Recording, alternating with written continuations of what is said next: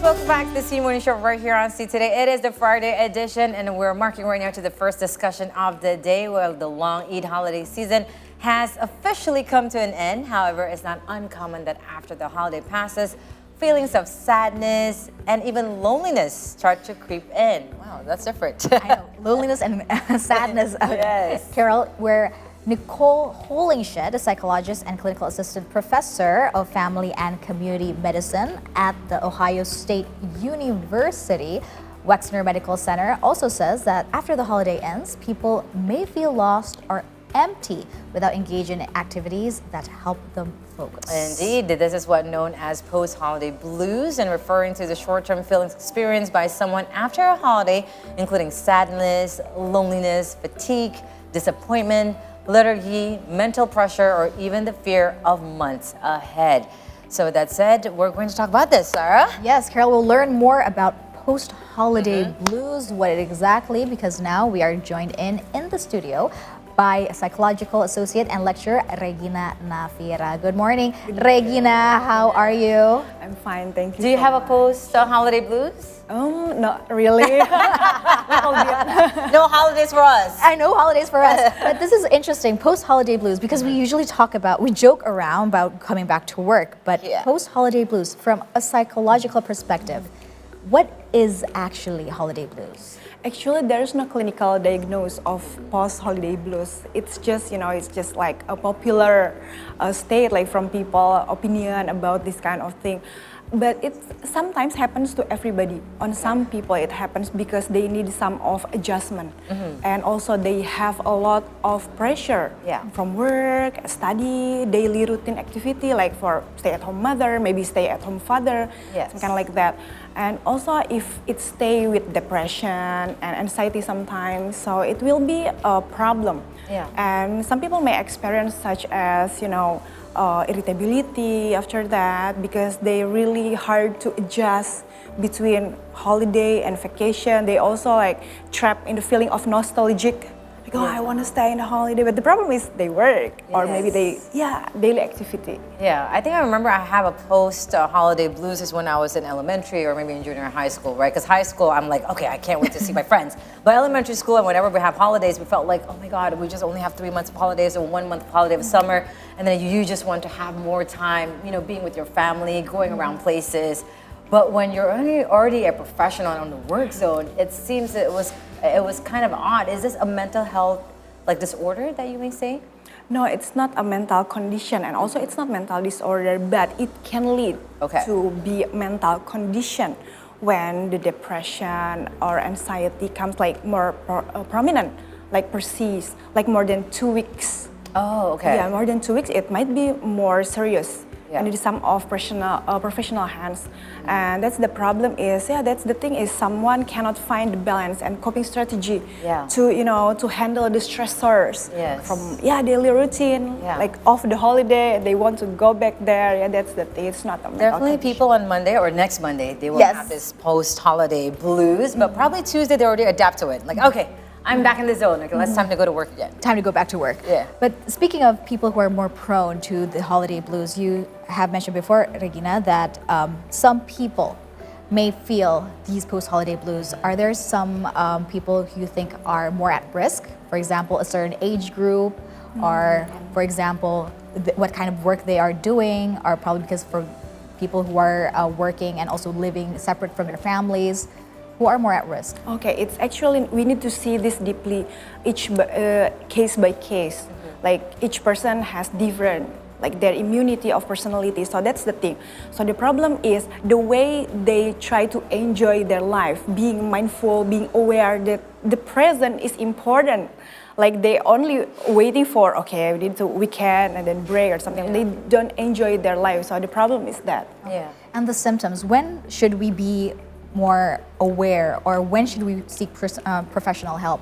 Because as Carol mentioned before, we often feel this as well. I mean, going back to school back then and then going back to work sometimes, okay, but sometimes we can get over it personally. But when should we seek professional help? Okay, when we are returning home long after the holiday, after 2 weeks, and then we feel the negative thing in ourselves, and it affects negatively in our daily life and our relationship with others, we can get connect even to ourselves and people and our work, our performance, and we are lack of motivation. So it's time to go to the professional, because they will help us to recognize the symptoms and also make a diagnosis. And some people can get the best treatment of it when they cannot cope with this. Definitely, Regina, there are some signs, right? Symptoms, and also the signs that when one felt like, okay, I'm getting more depressed.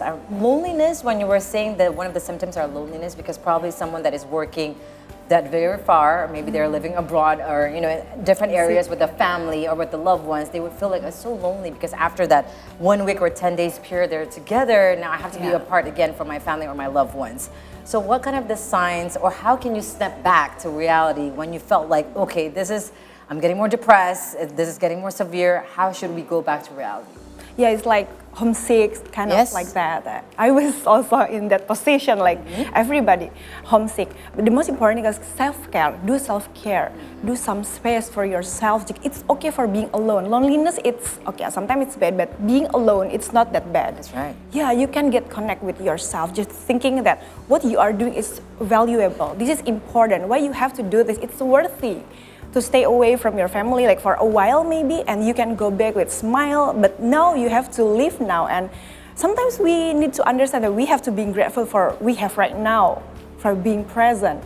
I love that word, grateful. Sometimes we're just not grateful enough to what we have right now, because sometimes we see, what is above but, from others, but we don't see what we have, right? Yeah, exactly. And then I also love about being alone does not always mean that you're lonely as well. Yes, definitely. So it's something you have to be able to focus on as well. And speaking of post-holiday blues and how to overcome it, can you please also share with us, is this a one-time trigger or one-time thing after the holidays? Yes, you can face post-holiday blues, or is it like an accumulation of what has been gone through by a certain individual throughout its time of work? Like we help someone, something like that. Yes, because we may work for like a certain amount of time, let's say 6 months, and then we take a holiday. Is it because only the holiday itself, because we feel the loved ones at home and then we have to go back to work? Or is it because stress we find at work, but we just blame it on the holiday? It's like a domino effect. Oh yeah. Okay, the problem is we need to recognize first the stressor that come to us. What kind of stressor? Okay, we have to understand this. Stop blaming something, because the problem is in ourselves sometimes. And of course, of course we also have the environment. We cannot avoid the feelings that we miss someone or we love someone and then we have to stay away or something like that. But the most important thing that we need to understand this first, the stressor. And because when we try to understand and recognize the stressor or any symptom that we feel, we can handle it effectively. Because sometimes some people, they don't have the ability to recognize the stressor, and then they just try to go to a bad lifestyle, like eating something like too sweet or drinking alcohol. When you're stressed, it's not that good to do kind of thing, because the most important thing is like find the good way to make you feeling natural first.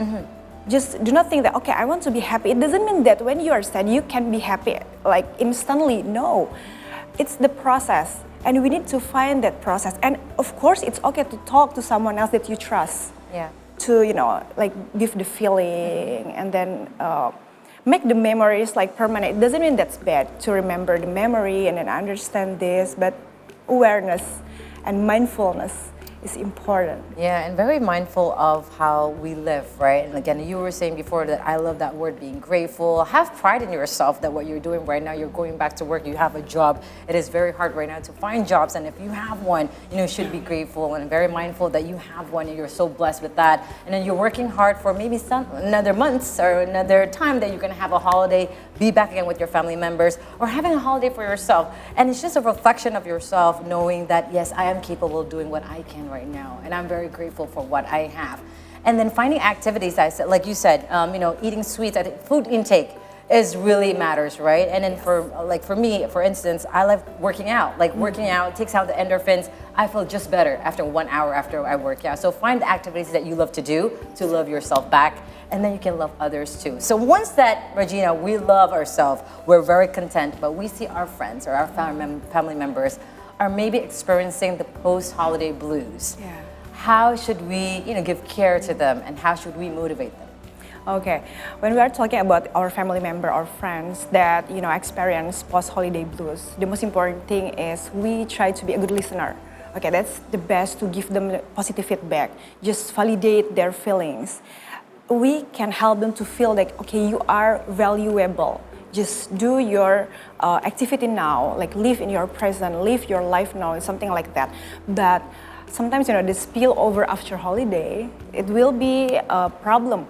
It comes the problem and situation, and we have to understand and recognize sometimes when it comes, and we can see the tendency of, clinical depression. We can see this when it gets worse from them. So it means that we can give them advice, just go to professional, because you cannot handle this. You will expend your energy and you will get, drained, emotionally drained, when you are not capable enough to handle this kind of clinical condition. But if it's still normal, it's okay, just help them to go to relax and just talk much and just probing them to just talk, come on, we can go relax and something like that. Yeah. Can help them. And what is the worst case scenario if one does not seek professional help when they need to? Okay, it means that they find the imbalance, right? Physically, psychologically, and mentally. The problem is they cannot live well. Like they are incapable to do good things. They cannot, they will be lack of motivation. Can you imagine? They cannot finish their job, their work. They said they being so lazy, lack of motivation, and they can be run away from the thing, being unresponsible from the thing that they have to do. That's the thing. And do you agree, as a psychologist, from a psychological perspective, that for a vacation that takes too much of your time, you have taken a vacation for way too long, is prone to more post-holiday blues? If we take the vacation yes, too long. for say weeks, 2 weeks, 3 weeks, or it doesn't matter as long as the psychological I would love condition. to have 3 weeks holiday. Going back to school. That's right. It doesn't matter actually about the time, like how many days that you spend for holidays. But the most important, just give some preventive way to have 2 or 3 days before we go for daily work or daily life routine. Take 3 days to adjust. We still have to have self-care and get connection and time for adjust. Okay, this is after holiday, just stay at home for 3 days and then you go for work. It will be better and help someone. Yeah, definitely. I think, coming back to real life right now, because this is where we live, where we do our activities and whatnot, knowing that in the later days, we're going to have our holiday again, where you can have your relaxation and more times with your family and loved ones. Regina, thank you very much for your time and giving us the insights for us not to have a post-holiday blues, definitely. But we should talk more about the baby blues for since we're mothers right here. Regina, thank you so much for your time. We'll see you again. All right, folks. So we are going to step back momentarily, but when we return, we will have the world headlines. Don't go anywhere. Stay tuned right here on the Simone Show, only on See Today. We'll be right back. Terima kasih.